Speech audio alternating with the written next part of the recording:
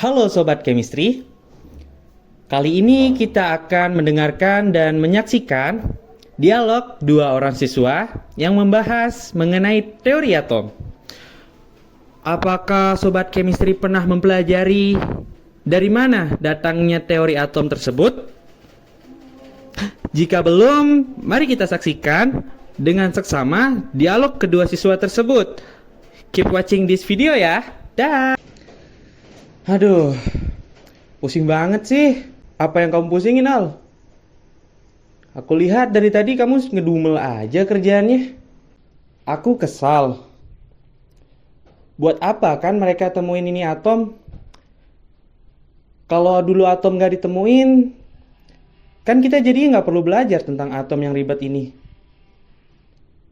Kayak gak ada manfaatnya juga gitu. Jangan gitu dong. Mereka sangat berjasa bagi perkembangan dunia sains loh. Harusnya kita bersyukur melalui para ilmuwan itu kita bisa kenal dan belajar mengenai atom yang menakjubkan ini.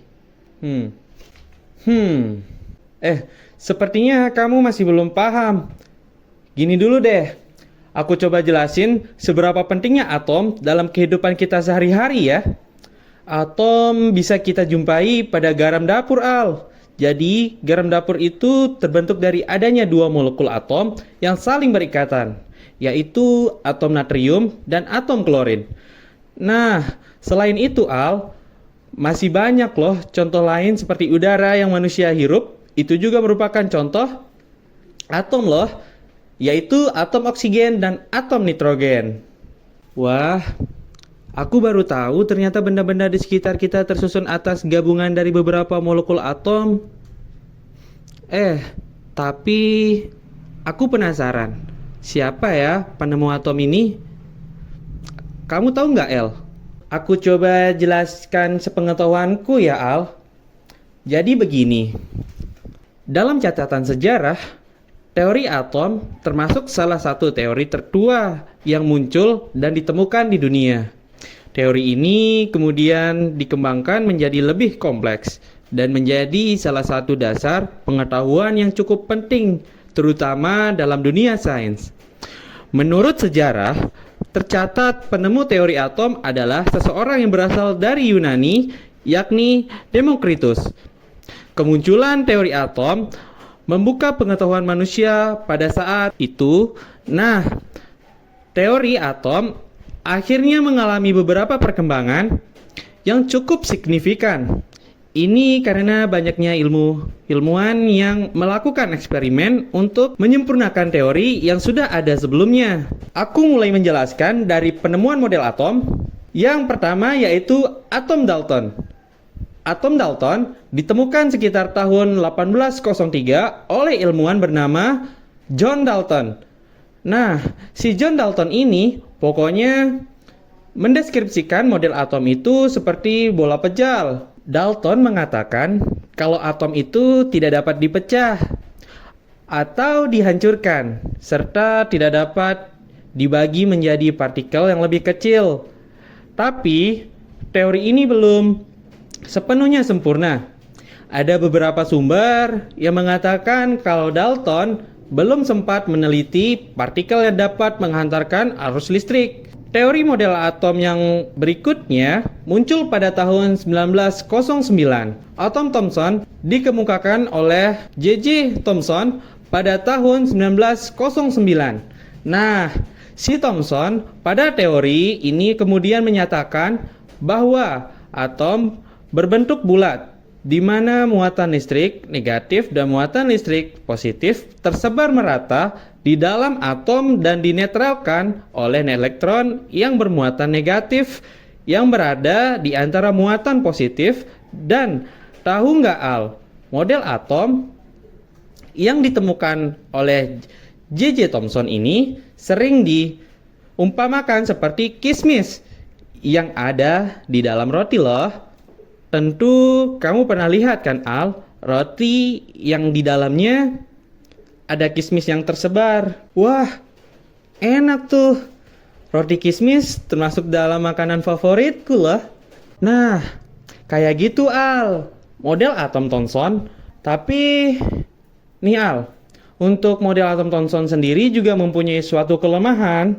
Teori ini nggak mampu menjelaskan susunan muatan negatif dan positif yang dimiliki oleh atom. Wah, sayang sekali ya, El. Haha, iya, Al. Tapi melalui kelemahan itu, para ilmuwan mencoba mencari dan menggali suatu hal yang lebih akurat sampai muncul teori model atom yang berikutnya, yaitu ketika ilmuwan yang bernama Rutherford sedang melakukan suatu percobaan. Dari percobaan ini, dia menyimpulkan bahwa atom terdiri dari inti atom yang terletak di bagian tengah dan bermuatan positif. Kemudian inti tersebut dikelilingi oleh elektron yang bermuatan negatif. Tapi teori dari Rutherford ini pun belum sempurna. Beberapa tahun pada tahun 1913, ada ilmuwan yang bernama Niels Bohr yang mencoba memberikan gagasan bahwa elektron berputar pada orbitnya yang mengelilingi inti atom. Nah, orbit yang dimaksud ini adalah kulit atom.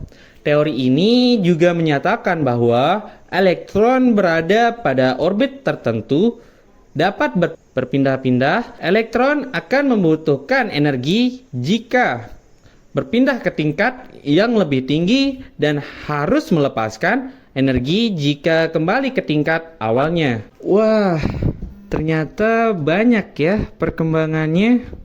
Masih ada satu lagi nih. Dan ini teori model atom yang terakhir. Hal ini karena teori model atom ini paling sesuai dan sampai sekarang masih eksis dan dipakai. Teori ini sering disebut mekanika kuantum. Jadi, di tahun 1926, seorang peneliti bernama Erwin Schrödinger ikutan nih untuk meneliti atom. Dia menyatakan bahwa elektron di dalam atom tidak diketahui pasti keberadaannya. Namun, hanya ada suatu peluang untuk menemukan elektron di dalam atom. Wah, keren sekali sih mereka. Mereka menemukan keajaiban Tuhan yang paling menakjubkan. Nah, iya, beginilah kehidupan dan dunia memang penuh dengan keajaiban. Disinilah kita bisa menyadari betapa ilmu pengetahuan telah membantu kita menembus batas-batas yang tidak disangka. Yang terpenting, jangan berhenti bertanya, keep asking, stay curious, karena itu semua dapat menjadi sesuatu yang baru yang tak pernah bisa kita bayangkan.